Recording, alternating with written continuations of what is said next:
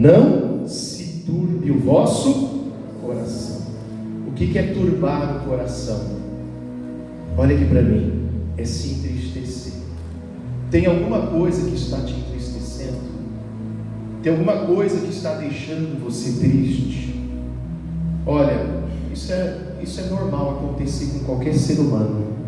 Quem já ficou triste por alguma coisa? Todos nós. Claro que a tristeza, ela não tem que durar a vida inteira, mas é normal acontecer coisas que nos deixam tristes. Amém? Quando você sentir uma tristeza, não se sinta em pecado, não se sinta inferior às pessoas, não ache que você, eu sou mais fraco que todo mundo, porque estou triste por essa situação, por esse problema. Irmãos, todo mundo sente tristeza. Até Jesus, quando estava orando lá no Getsemane, ele disse: a minha alma está triste até a morte.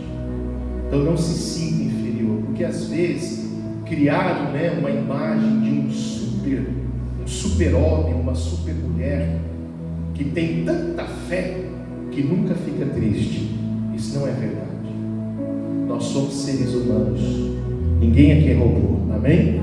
Então às vezes acontecem coisas, situações que você fica triste, amém? Mas essa tristeza ela tem que passar, e seja qual for a tua tristeza, por causa de um problema, talvez na saúde. Por que às vezes as pessoas ficam tristes? Um diagnóstico médico, é óbvio que ninguém fica feliz, né? A pessoa foi no médico, recebeu um diagnóstico médico, ninguém vai sair do médico, que coisa boa. Não, é natural. Se você vê alguém que um dia recebeu um diagnóstico médico, essa pessoa se entristeceu, não chame a pessoa de fraca, não, dê uma palavra para levantar.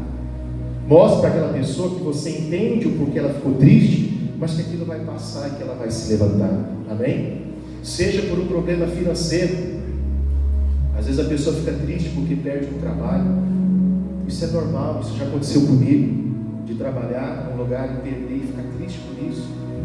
E se isso acontece com alguém ou com você, ninguém tem que chegar e falar: porque você é fraco, por que você está triste? Tem que ficar triste. Não, às vezes aqui você está sentindo aquilo porque você é ser humano, amém? Então seja qual for a tristeza que tem tentado dominar o teu coração, aí Jesus, ele vem e traz essa palavra para nós aqui. João 14, versículo 1. Então o que ele diz? Não se turbe o vosso coração. Então Jesus, ele vem e traz uma palavra, ele traz um conforto, ele traz um consolo para nós. O que ele quis dizer? Não se turbe o vosso coração. Jesus está dizendo: não fique triste, amém? O que ele diz agora? Credes em Deus. Então, todo mundo crê em Deus, não é verdade? Todo mundo crê em Deus.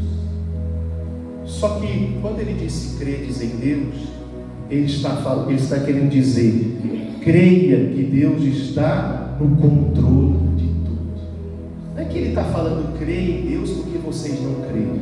Não, nós cremos em Deus. Você crê, por isso você está aqui. Aliás, você crê em Deus desde que você nasceu, desde que você é criança. Acredita que algum caso ou outro, às vezes aparece alguém que se considerou um ateu, que nunca acreditou em nada. Dificilmente isso acontece, mas até a pessoa que fala que é ateu, mas no fundo ela crê que existe um Deus, Tem pessoas que elas não querem confessar que existe um Deus, mas trocam o nome, ao eterno, ou universo. Muito moda hoje falar universo.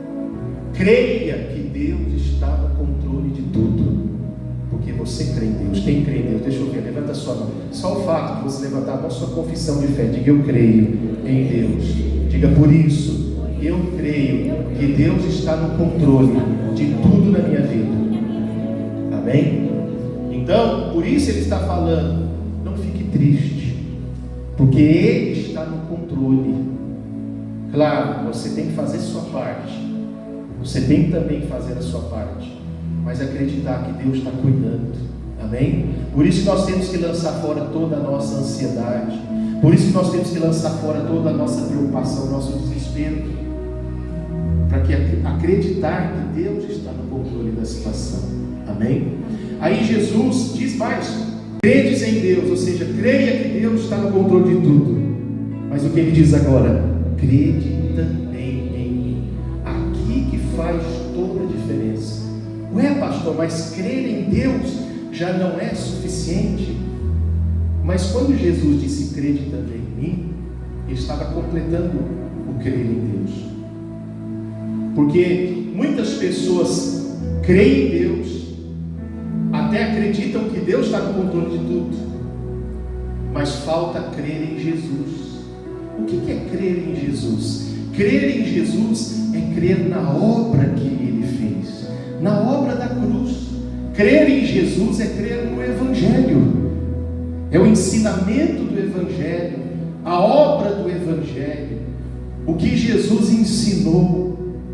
Jesus, Ele veio trazendo, Ele mesmo disse: eis que vos dou um novo mandamento.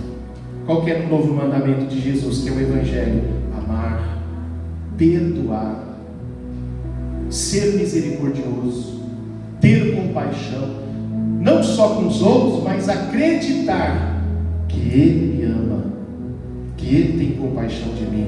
Eu falo de mim, eu estou falando de você, quem recebe isso, que Ele te perdoa, quem crê no perdão. Então, por mais que você esteja aqui e diga assim: mas eu fui longe demais, eu acho que eu nem mereço mais. Mas quem é que merece aqui, irmãos? Eu estou na mesma condição que você. A Bíblia diz que todos pecaram, estavam destituídos da glória de Deus. Então, quando nós olhamos para a cruz, quando nós olhamos para Jesus, por isso que o autor de Hebreus diz, né? Nós que estamos rodeados de uma tão grande nuvem de testemunhas. Essas testemunhas eram o que ele falou anteriormente no Hebreus 11, os heróis da fé. Então nós que estamos rodeados de uma tão grande nuvem de testemunhas, deixemos todo o embaraço e o pecado que tão de perto nos rodeia. Fazendo o quê? Aí ele diz no versículo 2: olhando para quem? Para Jesus.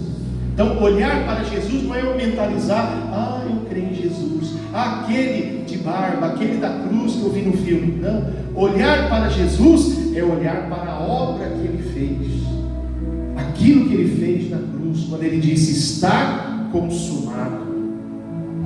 Jesus, Ele disse: está cumprido, está feito. O que Ele fez? Ele nos substituiu, Ele me substituiu. Hoje eu sou justificado não pelas boas obras que eu faço, hoje eu sou justificado porque Ele me justificou na cruz do Calvário. Quem crê que Ele te justifica?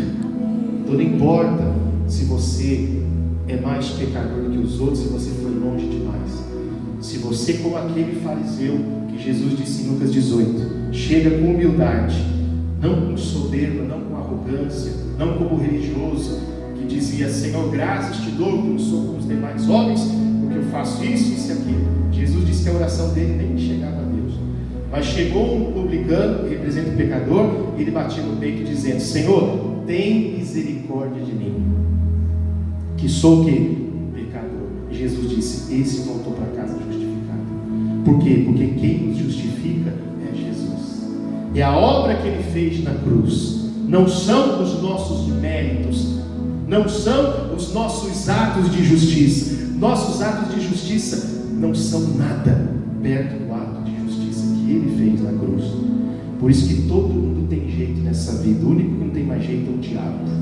Nunca olhe para alguém e fale: fulano tem mais jeito, olha aí que pecador, olha aí, foi longe demais. Até essa pessoa, se ela crer, se ela olhar para a cruz, ela é justificada. Então, por isso Jesus está falando: não fique triste. Talvez a tua tristeza é porque você caiu, talvez a tua tristeza é porque você talvez diz assim: eu não consigo ser o que eu deveria ser. Mas o que é ser o que você deveria ser? Um religioso, uma religiosa? Deus não quer isso. Ele quer apenas que você seja sincero, humilde de coração, que você sim se arrependa dos pecados, mas que confie na justiça dele. Amém? Porque está claro ali: Cristo nos resgatou da maldição da lei. Não tenha medo de macumba, não tenha medo de praga, não tenha medo de inveja, não tenha medo de palavra rogada, não tenha medo de nenhum tipo de maldição, porque ninguém aqui está debaixo de maldição. Hoje nós estamos debaixo da bênção de Deus. Olha o que diz lá, Olha, continuando, Cristo nos resgatou da maldição da lei, fazendo-se maldição por nós, porque está escrito: maldito todo aquele que for pendurado no madeiro. Versículo 14: para que a bênção de Abraão, aquilo que Deus havia prometido para Abraão lá muitos anos antes de Jesus dizer que em ti, Deus falou para Abraão, em ti serão benditas todas as famílias da terra. Por isso ele está dizendo aqui: não tem motivo para você guardar tanta tristeza, não tem motivo para você viver triste. É normal um acontecimento a gente ficar triste, todo mundo, eu fico também.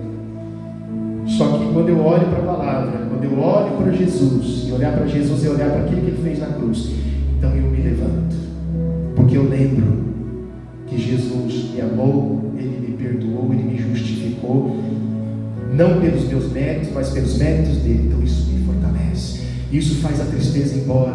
Meu cântico de lamento se transforma em cântico de alegria quando eu olho para a cruz. Então todas as vezes, finalizando aqui, que você se sentir triste, se sentir chateado por alguma coisa, desanimado, então olhe para Jesus, ou seja, olhe para o que ele fez na cruz. Amém?